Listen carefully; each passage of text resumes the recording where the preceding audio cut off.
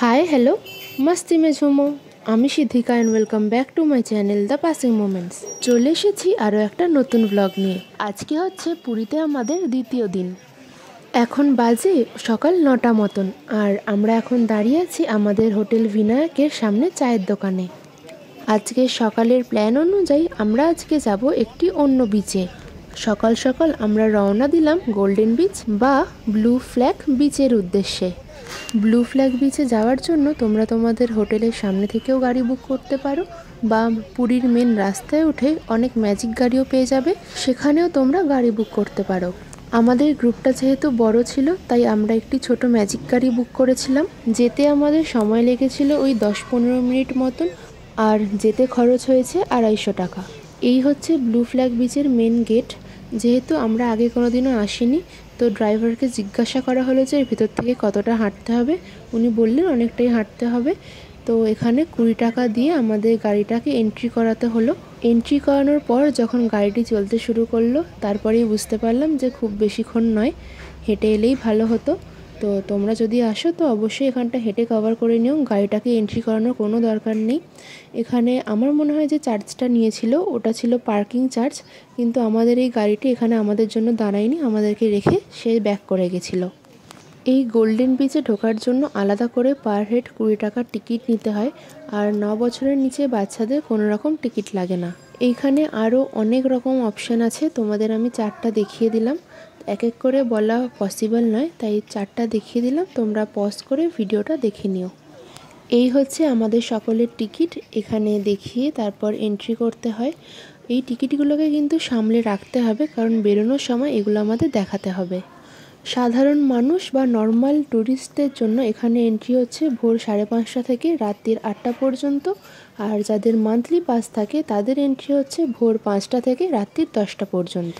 এখানে যদি তোমরা একটু ফাঁকায় ফাঁকায় বা নর্মালি ভালোভাবে চান করতে চাও, তাহলে এখানে তোমাদের পার হেড 50 টাকার টিকিট কেটে ঢুকতে হবে।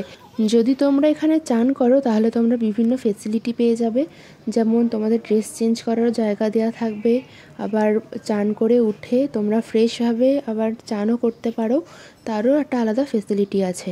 যেহেতু আজকে আমাদের কোনো রকম প্ল্যান নেই এখানে চান করার, তো আমরা নর্মাল 20 টাকার টিকিট কেটেই ঢুকেছি। কিন্তু ঢুকে মনে হলো চানটা করলে ভালো হতো, কারণ খুবই ফাঁকা, খুব শান্ত এবং নিরিবিলির সাথে তোমরা এখানে চান করতে পারো।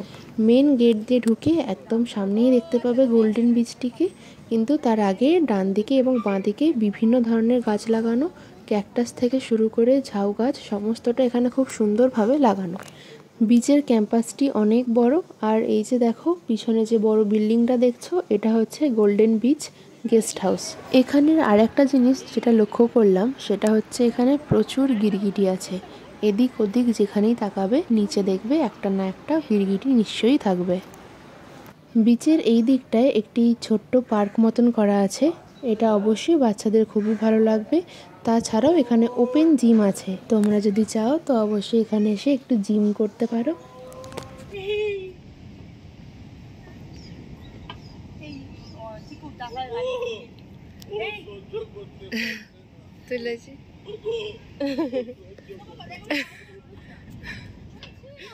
চলো এবার এখানটা তো ঘোরা হলো, এবার আমরা যাই একটু বিচের দিকে। ঝলমলে সোনালি বালি এবং নীল জলে ভরা গোল্ডেন বিচ তার নামের সাথে একদম খাপ খায়। খুব সুন্দর সূর্যোদয় এবং সূর্যাস্তের জন্য এই বিচটা বিখ্যাত। আমরা হোটেল থেকে যেহেতু একটু লেট করে বেরিয়েছি, তো সূর্যোদয়টা আমরা এখানে দেখতে পারিনি। পুরীর সমুদ্র সৈকতের 4টি অংশ রয়েছে, সেগুলি হলো marine drives, Swargadwar, golden beach বা ব্লু ফ্ল্যাগ বিচ, আরেকটি হলো নীলাদ্রি বিচ। এই 4টি বিচের মধ্যে সবচেয়ে সুন্দর এবং সবচেয়ে পরিষ্কার যে বিচটি হলো সেটি হচ্ছে গোল্ডেন বিচ।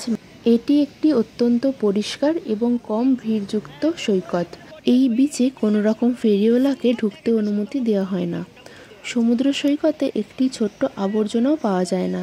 এটি একটি সম্পূর্ণ প্লাস্টিক মুক্ত অঞ্চল, তাই এটিকে ব্লু ফ্ল্যাগ বিচ আখ্যা দেওয়া হয়েছে। এই বিচের বিভিন্ন জায়গায় খড়ের পাতার শেড দেওয়া রয়েছে, তাছাড়া অনেকগুলি কাঠের চেয়ার করা রয়েছে, তোমরা চাইলে বিচে একটু চান করে ওখানে বসতেও পারো।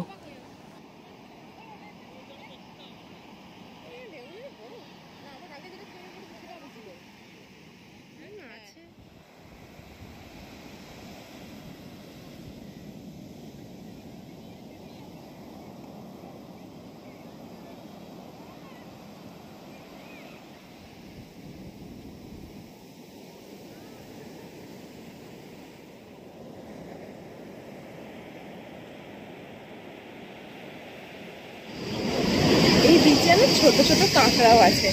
আমি যখনই ভিডিওটা অন করছি কাঁকড়াগুলো চলে যাচ্ছে, মানে ঢুকে যাচ্ছে, তারপর তুলতে পারছি না ওই জন্য।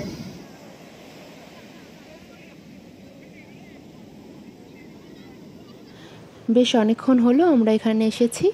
এবার আমরা যাচ্ছি আমাদের হোটেলের দিকে, কারণ গিয়ে আবার একটু আমরা নর্মাল চান করব সমুদ্রে, তারপর আমরা বেরোবো আবার মন্দিরের উদ্দেশ্যে। চলো তাহলে আজকের ব্লগটাকেও আমি এখানেই শেষ করছি। আশা করছি তোমাদেরও আমাদের সাথে গোল্ডেন বিচ ঘুরে খুবই ভালো লেগেছে। দেখা হচ্ছে খুব তাড়াতাড়ি পরবর্তী ব্লগে। ততক্ষণ সবাই ভালো থেকো, সুস্থ থেকো, টাটা।